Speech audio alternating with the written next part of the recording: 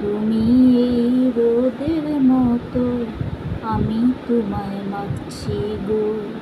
তুমি এই মেঘের মতো, বৃষ্টির আশায় থাকছি গো। ভাবি যেতে যেতে থেমে, সেই দেখা শেষ দেখা না হয় তোমার আমার প্রেমে। আমি কি একাই স্মৃতির বাহক? তুমি এই রোদের মতো, আমি তোমায় মাগছি গো।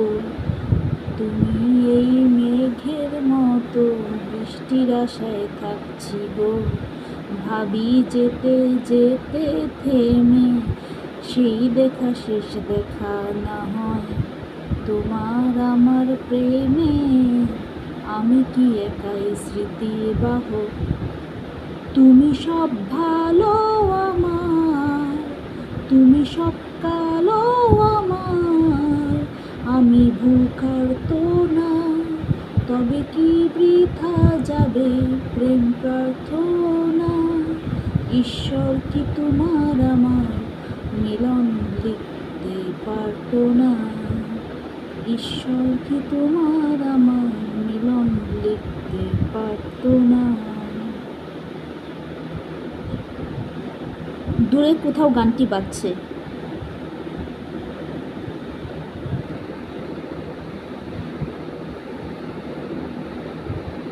শাওন মিতার সাথে কথা বলছিল। সে একটি ভিডিও দেখালো মিতাকে, মেয়েদের স্বামীর সঙ্গে কেমন ব্যবহার করা উচিত আর কিভাবে পর্দা করা উচিত, এমন একটা ভিডিও।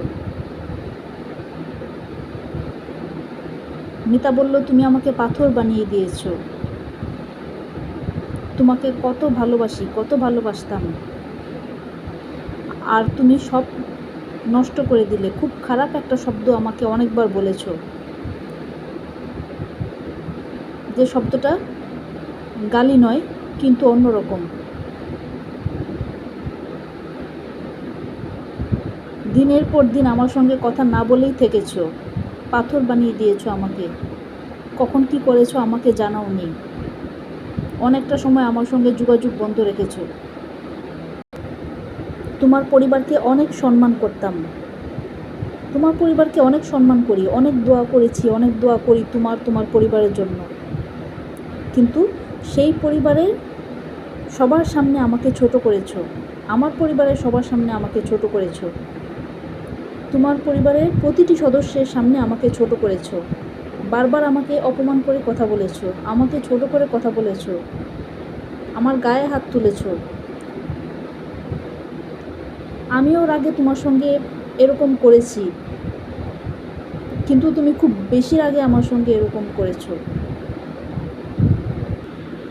তুমি আমাকে ভুল পথে ঠেলে দিয়েছো।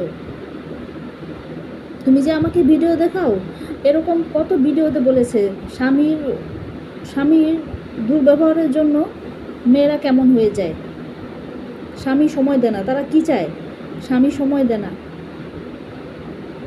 বউকে বিপদের মুখে ঠেলে দিয়ে তারপর বউয়ের দোষ ধরে। এদের কি করা উচিত? জঘন্য শাস্তি দেওয়া উচিত এদেরকে। বউয়ের সঙ্গে ভালো করে একটা কথা পর্যন্ত বলতে পারে না, আবার অপমান করে, আবার দোষ দেয়। এত ক্ষতি যে বউটার হয়, তার কি হবে? তোমার কাছে কত ক্ষমা চেয়েছি, তোমার পায়েও ধরেছি, মনে মনে তোমার কাপড়, তোমার দেওয়া জিনিস, আর তোমাকে ধরে কত যে কেঁদেছি। কত রাত আমাকে কাঁদিয়েছো, কত দিন আমাকে তুমি কাঁদিয়েছো। কাঁদতে কাঁদতে এখন মনটা পাথর হয়ে গেছে। কি করো কখন আমাকে জানাও না, আমাকে দেখিয়ে দেখিয়ে তুমি নেট চালাও। তুমি জানো কি প্রশ্ন তোমাকে করতাম, তবু তুমি আমাকে সেই কথাগুলো বলো না। আগে অনেক কথা জানাওনি, পরে অনেক অন্যায় করেছো আমার সাথে, আগেও অনেক অন্যায় করেছো আমার সাথে। তুমি পারতে, আমি যখন রাগ করতাম তখন আমার সঙ্গে ভালো করে কথা বলতে, কিন্তু তুমি তেমন করোনি। তুমি শুধু রাগিয়ে দেখালে আমার সঙ্গে। সুখে থাকো তুমি, তোমার জন্য দোয়া রইল। তুমি আমাকে কখনো বুঝোনি, বুঝবেও না। আমাকেও তো তুমি বলেছো আমার মতো থাকতে। একটি মেয়ে শাড়ি পরা বলে উঠল, বাদ দেন পুরুষ মানুষ, বাদ দেন বেডা মানুষ, এরকম একটি কথা বলে উঠল। সঙ্গে সঙ্গে তার দিকে রাগ রাগ হয়ে ছেলেটি এগিয়ে গেল। বউটা বলল, এই থামো থামো, কি করছো? মুভির মতো আচরণ করো না। থামো থামো, কি করছো? ও একটি আত্মা, ভালো আত্মা। স্বামীটা অবাক হয়ে বউটির দিকে তাকিয়ে থাকলো। আত্মা মানে? মেয়েটা বলল, আত্মা মানে আত্মা। তুমি তো জানো মাঝে মাঝে আমি আত্মাদের দেখতে পাই। শুনেছিলাম আত্মা বন্দি থাকে, তবে সব কথা তো আর সবাই জানে না। আল্লাহর কি সৃষ্টি, হয়তো কিছু আত্মাকে আল্লাহ মাঝে মাঝে ছেড়ে দেয়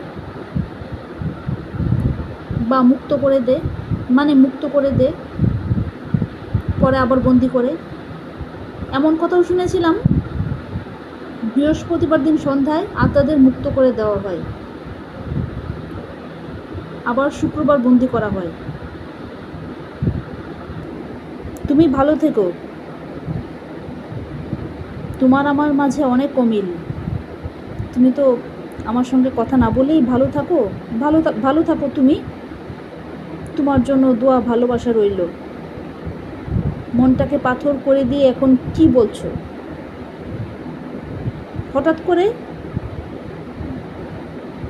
দুজনেই দেখলো মেয়েটা কোথাও যেন উধাও হয়ে গিয়েছে।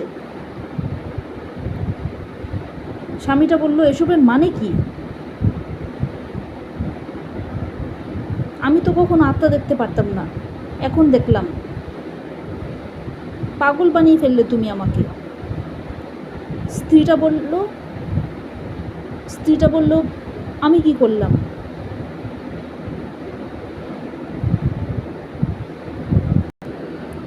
তোমাকে আল্লাহ অনেকবার সতর্ক করেছে, অনেকভাবে।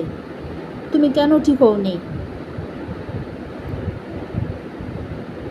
এখন যেটা দেখলে এটা একটু অলৌকিক ঘটনা মাত্র।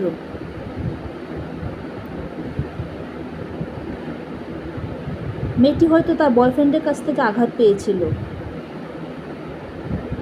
আমি এখনই তাকে দেখেছি, আগে দেখিনি। স্বামীটা আর কিছু বলল না।